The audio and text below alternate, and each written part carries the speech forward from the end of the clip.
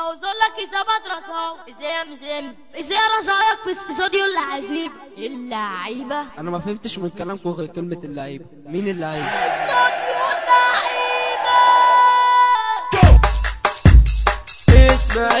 اسمع مني هتستفيد. حتى اللعيبه محتاج سوفت وجديد.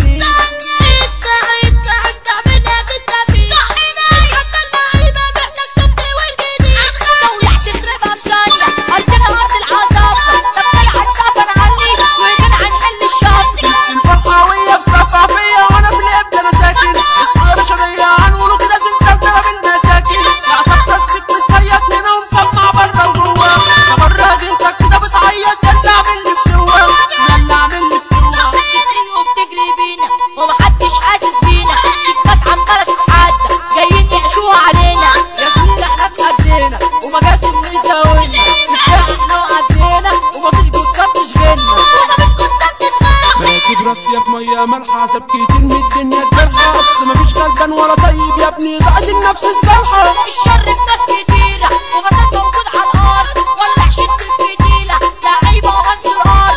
يا زميلي بدات تعاني. طب خد الدرس التاني.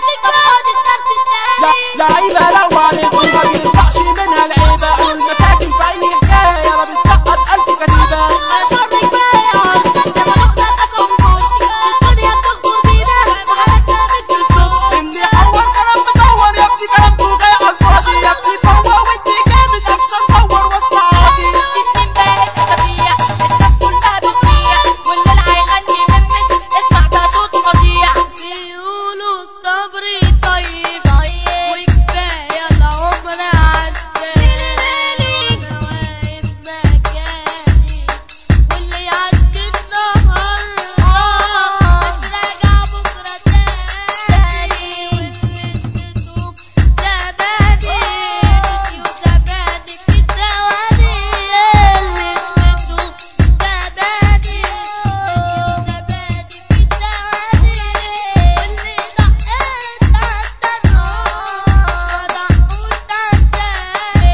الدنيا صاحبي مالك واللعيبه تاني عادي. هنقولك مادة نفسية موضوع الدرس التالت. موضوع الدرس التالت. احمد نوبي دخل الجيهة. انا بنسى شرب بيرة وسام الدكش ده احلى سلام. والطمان وكمان وجمال. انت ساكن فيها عتملة هيقفلوا اي حتة. على الكل وحافظ صوتي هيسقطوا اي جتة. والسيطرة واللي حاميها احمد دجة الباشا ده فيها.